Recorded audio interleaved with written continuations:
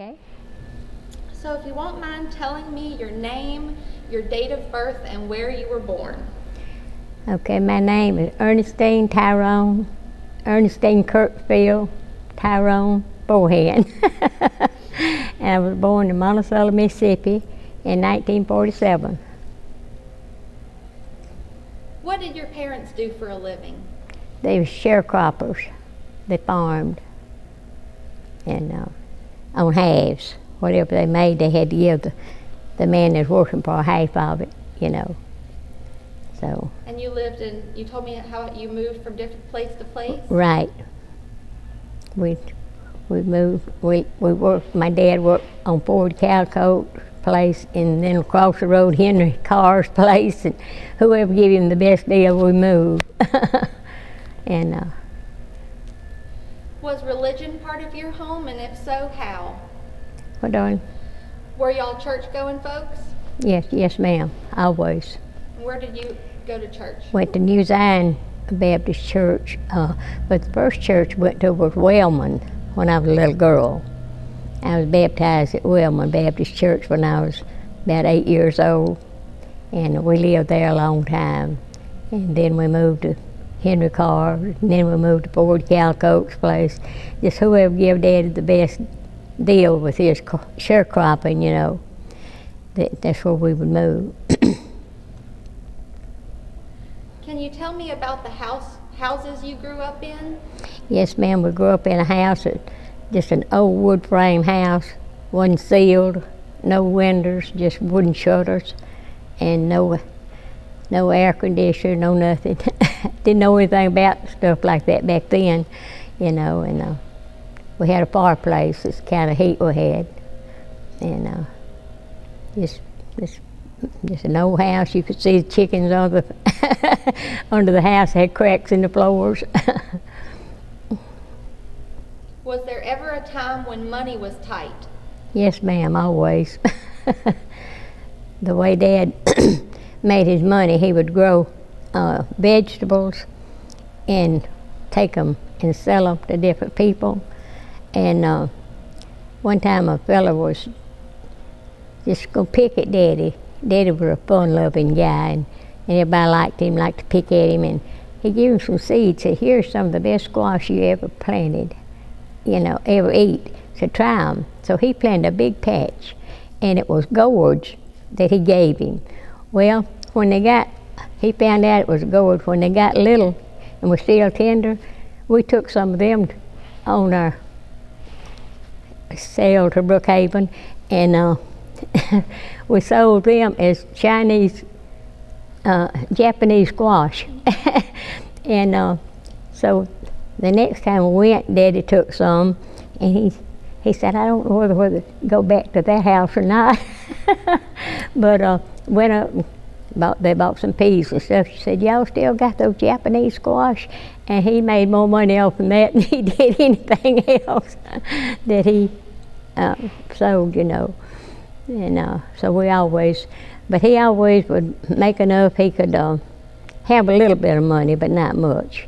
He had $10 one time to go get a part for his plow, and there was a second-hand bicycle there, and I said, "Daddy, oh, please buy me that bicycle." It was $10. So he bought me the bicycle, and I've been riding bicycles ever since. But what were some of the things your family did together?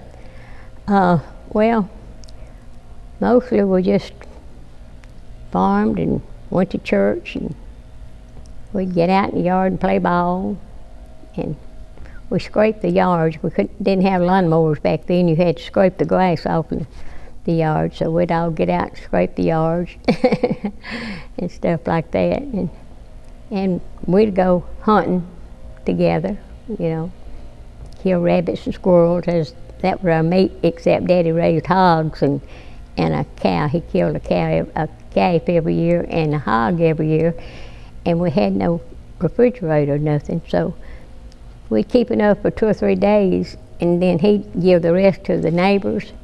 He'd go around and give the neighbors meat.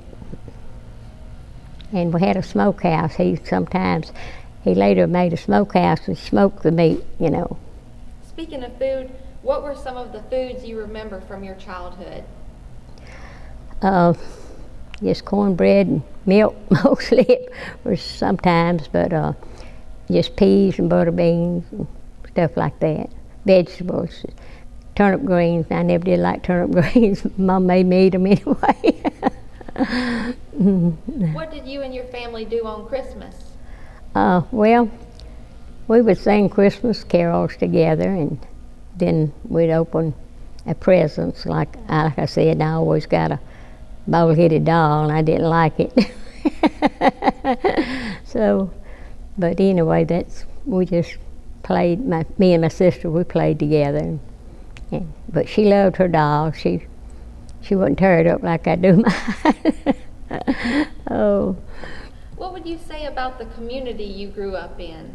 Well, everybody loved everybody. Everybody looked out for each other. It was a great community everywhere we went, because, like I said, everybody liked my daddy because he tried to always help anybody that was in need. And one time he had sores all over him, and he couldn't put his clothes on. And Mama took a sheet and fixed it where he could get his head through it. And the man come along and went and said, "Jesse, what in the world have you got on?" And he told him and showed him the sore. He said, "You go to the house." And that man finished Daddy's plowing for him. So that's the way people helped each other back then. And if Daddy could help somebody, he'd do the same thing. So were most of the people that lived around you sharecroppers too? Yeah, right. Mm-hmm. Where did y'all go to shop in town? Did y'all go to the grocery store or to any other stores in town? Yeah, we would go.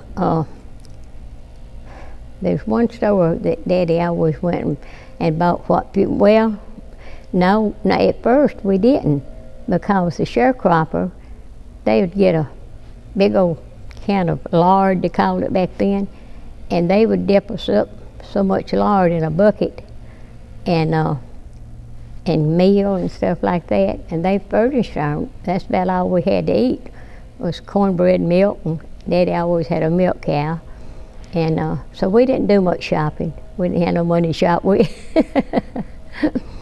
What were some of the events that brought people together in your community? They would have picnics, get out in the pasture, and everybody would come, and some would play music and just talk and have a good time together. And I enjoyed that when I was a little girl. Who would you say were some of the key figures in your community, people who were really respected in the community?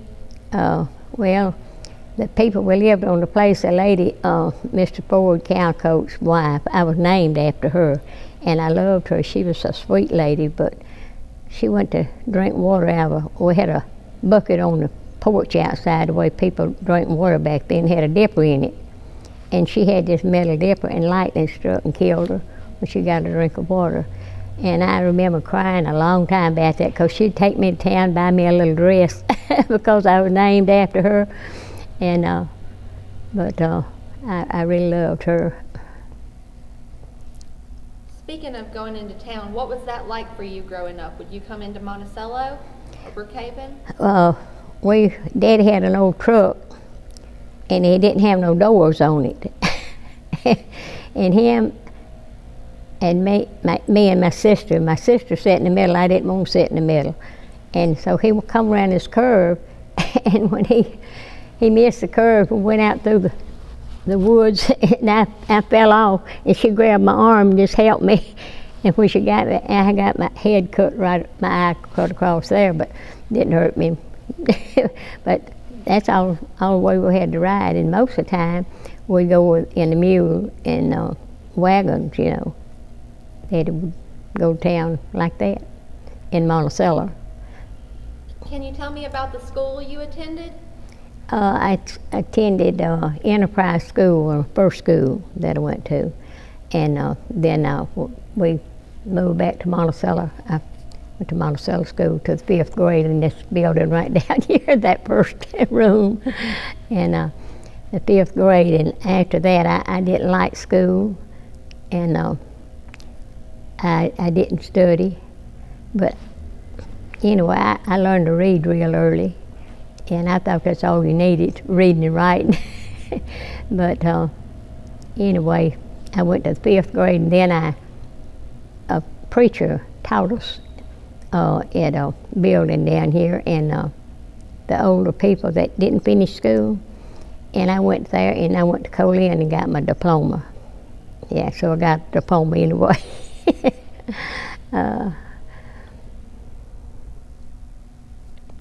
Who were some of your closest friends, and what did you do in your spare time, or did you have spare time? Wayne Nations was my best friend. Me and him played. His daddy drove the school bus, and when they picked me and my sister up, if he wasn't on the bus, I'd get off in the back, and we'd play all day. And he'd play like he was sick or something, and if he didn't go, I didn't go. So they had a bunch of cows, you know, they had a dairy farm, and they milked the cows. And we'd get on the cows and ride. I'd twist her tail and let him ride, and then he'd twist her tail, and I'd ride them. And then we'd get on these old vines and swing across the creek. One of them hadn't got drowned, but we wasn't about 10 years old back then. But it was my best friend back then, but then I had some best friend girls, about forgot their names. But what did you do after finishing school? Did you, and you talked about working in Kelwood, can you talk a little bit about that? Yeah, that's what I did. I went to, well, I got married at 17, and my first child was a boy, and he was 6 months old when the Kelwood building was in front of the hospital. And I told my husband I wanted to go to work down there just to see what it was like, you know, and he didn't want me to, but finally he gave up to let me go. Mama kept my baby, and got down there, and they put me on side the inseam, like so up the side of the pants and the inseam, and then they just put an inseam ahead of them, because I'd have a bunch sewed up, stacked up from, you know, the inseam and all. Then we'd get up and go to the bathroom, me and my friend Coyce Neely, and we'd go in there and just talk and play. But anyway, then after we moved the building up here, Alfred Laird made me supervisor, and I had 40 people in my department, and that's when I ruined my knees walking up and down that. Every time I'd get to this end, somebody'd turn a light on, I'd have to go back down there and fix a machine or something, or turn it in, you know, and get it fixed. But I have a lot of friends from Kelwood. How did you meet your husband? And Well, I was up at my Aunt Cora's, my daddy's sister, and I went up there and played with her daughter. And Daddy had a big old red horse, and they lived up the road a good piece from us, and I'd get on that old red horse, and I'd ride it up there and tie it, and then we would play. And one day I was up there, and my husband was working on the railroad, and I wasn't 16, 17 years old when I was doing all that. And he got off at Oma and went to my Aunt Cora's and was sleeping. So when he woke up, he got to talking to me, you know, and everything. Next thing I know, I didn't even know I was going to get married. I had a friend from Brookhaven. She come to spend a week with me, and then I was going to go spend a week with her. Well, whenever we got over there, we had got married, and I didn't know it. We had went out to eat with a bunch of people, and we went down to a supervisor's house, Martin Holmes, and he married us. Got up in the middle of the night with his pajamas on and married us. I didn't know I was married. I didn't know nothing about nothing like that. But anyway, he died in 1970. We had 3 boys, and we had a good life together, but I was way too young. But I still get out in the yard and play with them. Up there where I live, there was a bunch of houses, shotgun houses. There used to be a sawmill there, and then nobody had a car, so they just built them a house around there. And so we'd all get out in the yard and play you know, and had a big circle up there. And Mr. Jim Steens, he moved back there. He was he never did marry. He moved right behind our house, and we'd play out there at night. And he went to the cafe down at Bob's Cafe, and they said, well, how you doing, Jim? He said, not too good. So them young'uns cut up there worse than it was in Hong Kong. And they named the place Hong Kong after that. It was on until years later they named it Tyrone Loop, because I was the only one left in the circle that time. What was it like raising children in Lawrence County? It was real good. I made sure my boys went to school and had, you know, made sure they studied. And Jimmy, my second son, he was smarter or something. The teacher told me, said, that is the smartest boy I know, but said he sleeps on the table and he didn't bring books home, but Tommy did, my oldest son. And I said, Jimmy, you better bring your books home. And he didn't study much, but he wound up being a lecture later for 8 years. And what were some of the most important and memorable places in Lawrence County over your lifetime as an adult? Living on Mr. Emmett Nations' place, and that was his boy that me and him played together. That was some of the happiest times. And we'd go Daddy's watermelon patch and get us a watermelon. And we'd milk them cows. Through my dirty dress tail, we found a coconut. You know, people used to buy coconuts. We found one of the shells, and them old cows was gentle. And we get hungry, we just milk a cow and strain it through my dress tail and drink the milk and just keep on playing.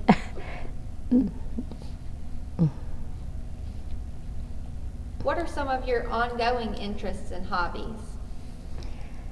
Well, I love to fish better than anything. When I was a little girl, Daddy took me fishing, and I caught a whole pen full of red-belly perch. He never did even he had to bait my hook. And every time I throw it out, I had one. And he never did get to fish. I caught a whole pen full of red-belly perch. So that's one of my favorite things to do. And other than that, I like to have a garden and stuff like that, cut grass.